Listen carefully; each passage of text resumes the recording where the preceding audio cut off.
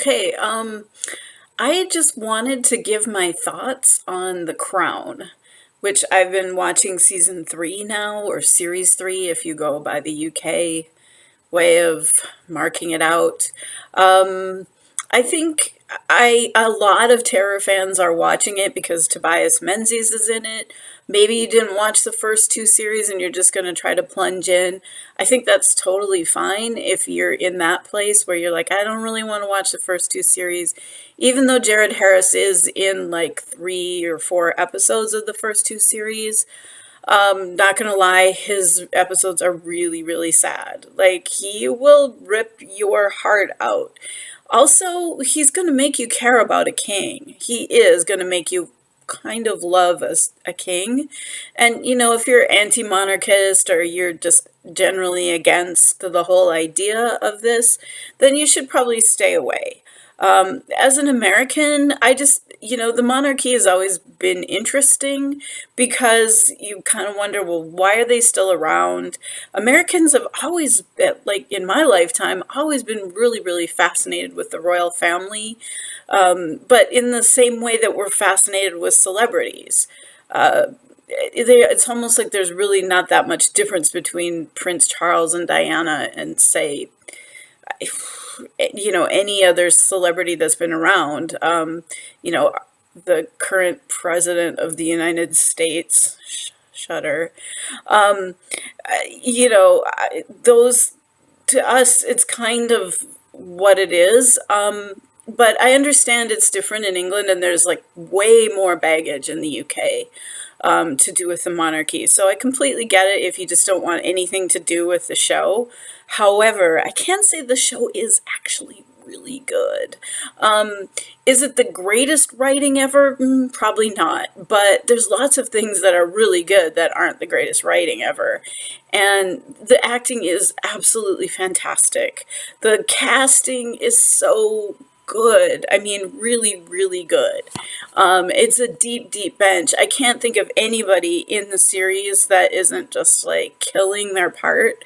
Seriously, like the guy that plays Harold Wilson is like, he has my heart. I'm totally like, I suddenly care about Harold Wilson. It's crazy. Like, I didn't even know who he was until I watching this. That's, how sadly ignorant I am about UK politics. Um, so yeah, I think that it's actually really, really good. Season three compared to the other two seasons, I'm actually, I like it. I think I like it the same amount. I maybe even like it a little more just because Tobias Menzies is playing Philip versus Matt Smith. Matt Smith was great. He was really, really great. But Tobias brings like an extra kind of dark edge to things. And that casting switch was actually really perfect because Tobias just has like more of an edge, like I said. And so Matt Smith was playing the younger Philip, who's maybe, you know, less of a bad guy. Like he's a sympathetic character through most of the first two series, although he has his moments of like, oh my god, you're awful. But it really humanizes everybody in the royal family. And I think that's part of the problem of the show for a lot of people. I think a lot of people don't want them humanized, don't, because it feels like then we'll start to have sympathy for them and then we'll want to keep them around. And I don't think this, I think you can separate your feelings about whether you think the monarchy should continue as it is or whether you think it should be, abolished or gotten rid of or whatever from the show, because the show is really just, it's a story about people, and it is based on real fact, although obviously there's a lot of dramatization to it. I mean, there's things that are in the show that there's no way anybody could really know.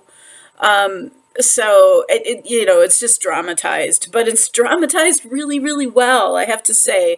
uh, oh my god. Excuse me. Was that a truck going by outside, as my husband would say? I'm drinking coffee. I never drink coffee, but I'm drinking it today Don't know why I threw that in there. Just maybe it'll humanize me. See what I did there? But honestly, like the fourth episode of the third season is called Bubbykins, which actually, it's like for me, this is the episode where it went from being like, okay, I really like this to, oh my God, this is amazing. And it centers around Philip and his relationship with his mom and his relationship with his daughter. By the way, the women in The Crown are awesome. One of the best reasons to watch this show is the parts for women are incredible. Like all the way across, all the women in the royal family kick ass. The men sometimes not so much, but you know it's like it's really good. But anyway, that episode's really good, and within that episode is a subplot of the BBC are coming to Buckingham Palace and are filming this documentary, and they're all in their face, and they're all suffering because they have to give up their privacy. And Philip's hope for doing this is that it'll make people see how hard they work and give them a raise because they've been struggling. They've been struggling to kind of maintain a basic. They've been struggling to maintain their properties like at a basic level so that it's not an embarrassment when they have state functions and stuff like that. And like however you feel about it, like that's what his position was and that's what their position was. So that was his reasoning. But what it actually did was it really humanized them, but in a way that was maybe not necessarily something they wanted, because it de-glamorized them. It took all the mystification away, and it just made them seem like normal, not even that attractive, not that interesting family of people. And that was really like it had a negative impact. And obviously the irony of that is that the show The Crown is doing the exact same thing. You could argue that I'm sure there's people on both sides who are like anti-monarchists who are like, oh, this show just glamorizes the monarchy, and like you give somebody like Olivia Colman or Claire Foy, these great roles, but it's like now you have all the Olivia Colman and Claire Foy fans thinking, this is what Queen Elizabeth was really like. And it's like, and then on the other side, you could say, if you're a monarchist, you could say, well, they're really exposing all the scandals and they're focusing on all the negative, and it's just the same hatchet job that the media always does on the royal family, and on and on and on. So you can see like there's two sides to this. Anyway, I think if you're watching it because you're a terror fan and you like Tobias Menzies, I feel like you're probably going to really enjoy it. You may have to adjust to the way he looks, which is they've done something with his hair and it's not good. I think it's like they've put some kind of bald wig on him, or like balding wig, which is even more unattractive than a bald wig. And they've taken away his eyebrows. Like, where have they gone? All his eyebrows went off to war. They have not returned. And then also the hardest part for me is because I am like really auditory, and I always watch these things with my headphones on, and I really listen to people's voices a lot. And often like what attracts me to an actor is their voice, and his voice is really different in this. He's imitating Philip's accent and way of speaking, and he kind of chokes his words, and his face is like kind of frozen and locked up. And it's the way he kind of almost swallows his words. That's really, it's really like, it's hard for me to get used to. And I didn't like it. But by the fourth episode, I was kind of getting used to it. And I have to say, one of the things they did was the casting in this was brilliant, because the actress that they hired to play Anne looks a lot like Tobias Menzies, and Princess Anne, his daughter. She looks a lot like Tobias Menzies, and she's doing a thing with her jaw and her speaking and this kind of clenching thing. And there's this really brilliant first scene that introduces her character, where he's like over this intercom and he's saying "Sweetums" or something like that over the intercom, and the camera's following her as she's walking through the palace, and you only really see her legs in her riding clothes. And I have to say that, that it's an interesting thing, because you're like, who is this woman? Like, you think, oh, is that Elizabeth? And you think, those legs look a little bit too, sculpted and small, because Elizabeth is very. Oh, another thing I really love, I'm getting off topic here, but another thing I really love is that women are allowed to be middle-aged in this. Women are allowed to be frumpy in this. Olivia Colman looks dead ass frumpy in a lot. And I mean, Claire Foy did too, but they are like going extra now. And I mean, even Princess Margaret, who's more glamorous, is allowed to be, Helena Bonham Carter is allowed to not be like stick thin. And it's so, oh my God, to see myself, honestly, like, hey, I'm a middle-aged woman who's not that thin. It's really nice to see like that representation on television. And it seems so small, but it is, like, to me it's huge. To me it feels huge.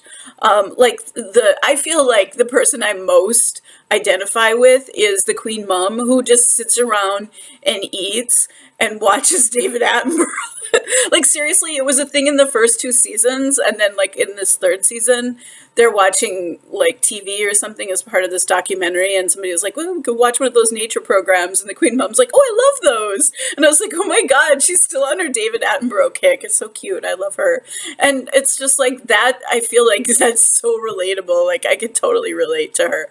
But anyway, so the camera's following Anne as she's kind of walks through the house, and then you see that she arrives at Philip's office or whatever, wherever he is. And they just have this interaction that's like the most tense, clenched like thing. And it's all these like almost like monosyllabic conversation. It's absolutely brilliant and hilarious. And I absolutely loved it. I thought it was really good. In the episode Margatology, there's a really great sequence where it's about Princess Margaret and her visit to America, and how she kind of won over LBJ, who was definitely a more earthy president than JFK, and was not impressed with the royals and did not want to meet the royals and felt like, ugh, and the royals had to suck up to him because they needed this huge bailout from the Americans. So Margaret was sent in, and she was told to behave, and she like got there, she read the room and decided that behaving was not going to get her anywhere. And so she just she got LBJ, like she got him straight away, and she just pulled out like secret Margaret, like crazy Margaret, like completely bonkers Margaret. And there's this great scene where she is like, you see her in this like drinking contest and then limerick contest with LBJ, like they're like these really, bawdy limericks or whatever.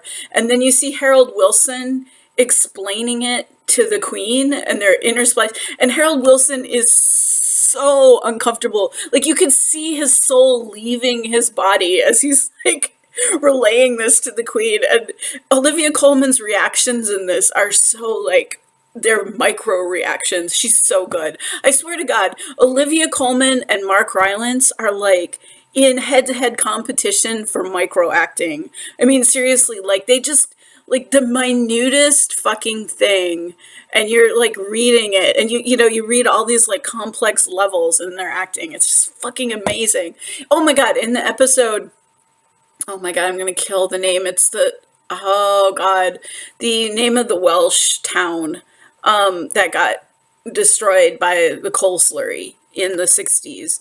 That whole episode is about the Queen and dealing with the fact that she has problems emoting. Like, she can't cry, and she's not going to be somebody that can cry on demand. And the whole episode is absolutely devastating and sad, and I was like bawling my eyes out like the whole time. And I can imagine that Olivia Colman probably had to stop filming a lot because she was crying and she was supposed to be not crying. But there's a great scene where she's listening to this choir sing and she cries. And, there's been all this media about how she, how like she totally did that scene cold and she didn't have like any of the aids that actors use to cry on TV or whatever. And, I can see that. I guess I've never, like, crying to me is not the most it's not like the end all be all of acting. I think for me, it's like when I see somebody who's doing what she's doing, which is like relaying these complex emotions in a way that's super like understated, and a lot of it's just not even scripted, but she's just going through what the person is going through, and you're seeing it in real time and you're really feeling it and seeing it. I feel like that's what is great acting. And it's, boy, that was an awkward description, but you could just watch almost any scene from The Crown. Okay, having said all this good stuff about it, there's some bad stuff. One of the bad things is the pace. Oh my God, it has a stately, regal pace. And I think that's kind of intentional. The first time I started watching the first series, it probably took me half a dozen tries to get into the episode. Like, I just started watching it and I'd be like, like, I didn't have the energy, like the mental energy. I cannot watch this show at night. I will fall asleep. It, like, part of it is just the pacing, and part of it is just, it's very, like, kind of low key, and, the music's kind of quiet. Everything's just kind of quiet, and it puts me to sleep. Now, that shouldn't be the most damning criticism, because, to be honest, I'm exhausted a lot. I fall asleep a lot. I fall asleep watching TV all the time, and it's no shade on any of the TV usually that I'm watching. It's like, but yeah, that I could definitely see. Like, if you just like start watching it, you just be like, ugh, I can't care. I don't care. It's like too slow, whatever. I totally get that. It's, it is what it is. That's part of the show. And I think it's deliberate. It's a style choice. It's kind of made to appeal to it's really made for the American audience in a lot of ways. I mean, America has this thing called Masterpiece Theater that usually is just like recycled British dramas a lot of times, and it's on public television, and it's presented in this way that's very highbrow and very intellectual, and a lot of times it's just like adaptations of Jane Austen novels and things like that. And it's like, I love Masterpiece Theater, but it's very, it's all very stylized to be a certain way, and it is meant to appeal to kind of an American, maybe like kind of middle class sensibility. It's not great art, and but whatever. And The Crown it definitely fits in that. I don't think it is great art. It's just like a TV drama, but it's a well-written TV drama. It's fantastically acted, and as much as the subject matter is like controversial or whatever, I think it's really interesting, and I would, I'm certainly down I'm excited to watch the rest of the season.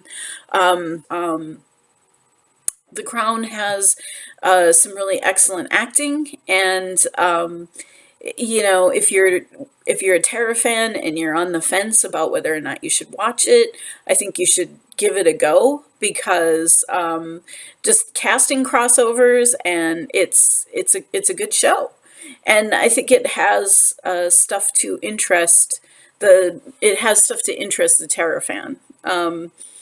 So, yeah, that's it. I'm just gonna say goodbye, and yeah.